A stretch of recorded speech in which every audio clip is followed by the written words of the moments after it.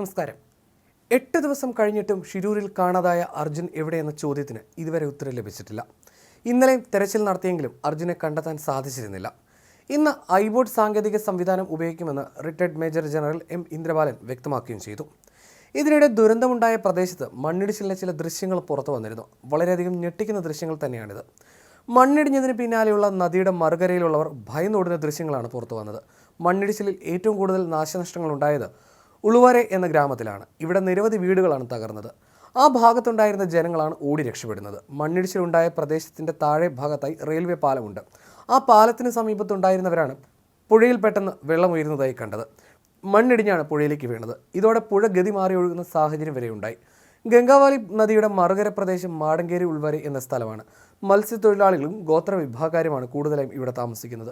ഈ സമയത്ത് ഉഗ്രശബ്ദത്തിലുള്ള സ്ഫോടനവും ഇവിടെ ഉണ്ടായിരുന്നു. നാട്ടുകാരിൽ ഒരാൾ പകർത്തിയ ദൃശ്യങ്ങളാണ് ഇപ്പോൾ പുറത്തു വന്നിരിക്കുന്നത്. അതേസമയം ആകാശത്ത് നിന്ന് നിരീക്ഷിച്ച് ചെളിക്കടിയിൽ പൂഴ്ന്നുപോയ വസ്തുക്കളുടെ സിഗ്നലുകൾ കണ്ടെത്തുന്ന ഉപകരണമാണ് ഐബോർഡ്. ഈ ഉപകരണം ഉപയോഗിച്ചായിരിക്കും ഇന്ന് തിരച്ചിൽ നടത്തുകയെന്ന് റിട്ടയർഡ് മേജർ ജനറൽ പറഞ്ഞു. ക്വിക്ക് പേ എന്ന സ്വകാര്യ കമ്പനിയുടെ പക്കൽ നിന്നാണ് ഈ ഉപകരണം വാടകയ്ക്ക് എടുക്കുന്നത്. വെള്ളത്തിലും മഞ്ഞിലും പർവ്വതങ്ങളിലും തെരച്ചിൽ നടത്താൻ ഈ ഉപകരണം ഉപയോഗിക്കാമെന്നാണ് കമ്പനി പറയുന്നത്. ഈ ഉപകരണത്തിൻ്റെ നിരീക്ഷണ പരിധി 2.4 കിലോമീറ്ററാണ്. റേഡിയോ ഫ്രീക്വൻസിയും എയും സംയോജിപ്പിച്ച സാങ്കേതിക വിദ്യയാണ് ഇതിൽ ഉപയോഗിക്കുന്നത്. മണ്ണിൽ പുതഞ്ഞുപോയ വസ്തുക്കൾ 20 മീറ്റർ ആഴത്തിലും വെള്ളത്തിലും മഞ്ഞിലും 70 മീറ്റർ ആഴത്തിലും കണ്ടെത്താമെന്ന് ക്വിക്ക് പേ കമ്പനി വ്യക്തമാക്കുന്നുണ്ട്.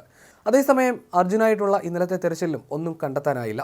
മഴ കനത്തതോടെ ചൊവ്വാഴ്ചത്തെ തിരച്ചിൽ അവസാനിപ്പിക്കുകയായിരുന്നു. ശക്തമായ മഴയെ തുടർന്ന് പുഴയിലെ നീരൊഴുക്ക് വർദ്ധിച്ചതായിരുന്നു രക്ഷാപ്രവർത്തനത്തിന് വെല്ലുവിളിയായത്. ബുധനാഴ്ച കൂടുതൽ യന്ത്രങ്ങൾ എത്തിച്ച് തിരച്ചിൽ നടത്തുമെന്ന് കർണാടക MLA സതീഷ് കൃഷ്ണസൈൽ വ്യക്തമാക്കുകയും ചെയ്തു. ഗംഗാവാലി പുഴയിൽ സിഗ്നൽ ലഭിച്ച ഭാഗത്ത് മുങ്ങൽ വിദഗ്ധരുടെ നേതൃത്വത്തിൽ പ്രവർത്തനങ്ങൾ ഊർജിതമാക്കിയെങ്കിലും കനത്ത മഴയിൽ നീരൊഴുക്ക് വർദ്ധിച്ചതോടെ പുഴയിലെ തിരച്ചിൽ നിർത്തിവെക്കേണ്ടി വരികയായിരുന്നു. തീരത്തോട് ചേർന്ന് മണ്ണിടിഞ്ഞു കൂടിക്കിടക്കുന്ന മൺകൂനുകൾ ഒഴുക്കിക്കളയാനുള്ള ശ്രമങ്ങളായിരുന്നു നടത്തി വന്നത്. ആഴത്തിൽ തുറന്നുള്ള പരിശോധനയ്ക്കായി ബോറിംഗ് യന്ത്രവും എത്തിച്ചിരുന്നു. അതേസമയം അർജുൻ സുഹൃത്തിനോട് പറഞ്ഞ ആ ലക്ഷ്മണേട്ടനും ഇനിയില്ല. മലയാളി ഡ്രൈവർമാരുടെ പ്രിയപ്പെട്ട ലക്ഷ്മണേട്ടനായിരുന്നു ലക്ഷ്മണ നായിക്. ലക്ഷ്മണ നായിക്, ഭാര്യ ശാന്തി നായിക, ഇവരുടെ മക്കളായ റോഷൻ, അവന്തിക എന്നിവർ ഇടിഞ്ഞു വീണുണ്ടായ മണ്ണിനടിയിൽപ്പെടുകയായിരുന്നു. ദേശീയപാതയിൽ കേരളം, കർണാടക, മഹാരാഷ്ട്ര, ഗോവ സംസ്ഥാനങ്ങളിലേക്കുള്ള വാഹനയാത്രക്കാരിൽ പലരും ഈ ഹോട്ടലിൽ കയറുമായിരുന്നു. പാതയോരത്ത് ലോറികൾ നിർത്തുന്ന ഡ്രൈവർമാരായിരുന്നു ഇവരുടെ കടയിൽ എത്തിയിരുന്നവരിലേറെയും. മലയാളികളുമായി സ്ഥിരമായി ഇടപഴകിയിരുന്നതിനാൽ ലക്ഷ്മണ നായിക് നന്നായി മലയാളം സംസാരിക്കും. അങ്ങനെയാണ് ഇദ്ദേഹം പ്രിയപ്പെട്ടവരുടെ ലക്ഷ്മണേട്ടനായത്. അപ്രതീക്ഷിതമായി മണ്ണ് എരിച്ചെത്തിയപ്പോൾ നിസ്സഹാരായി നോക്കി നിൽക്കാനേ ഇവർക്കും കഴിഞ്ഞുള്ളൂ. കുടുംബത്തിനൊപ്പം കടയും മണ്ണിനടിയിലായി. രക്ഷാപ്രവർത്തനത്തിൽ ആദ്യം കണ്ടെത്തിയ മൃതദേഹവും ഇവരുടേതായിരുന്നു. കട നിന്നിരുന്ന സ്ഥലത്ത് ഇന്ന് ഒരു കല്ല് മാത്രമാണുള്ളത്. അപകടത്തിന് മുമ്പുള്ള ഹോട്ടലിൻ്റെ ചിത്രവും ഇപ്പോൾ സമൂഹ മാധ്യമങ്ങളിൽ നൊമ്പരമാവുകയാണ്.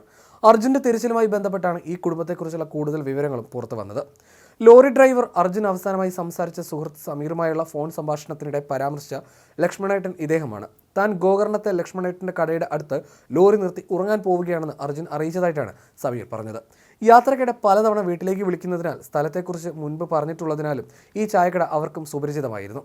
ബൽഗാമിൽ നിന്ന് അക്വേഷ്യ മരവുമായി നാട്ടിലേക്ക് വരുന്നതിനിടെ പതിവ് പോലെ വിശ്രമത്തിനായിട്ടാണ് അർജുൻ കടയ്ക്ക് സമീപം ലോറി നിർത്തിയത്.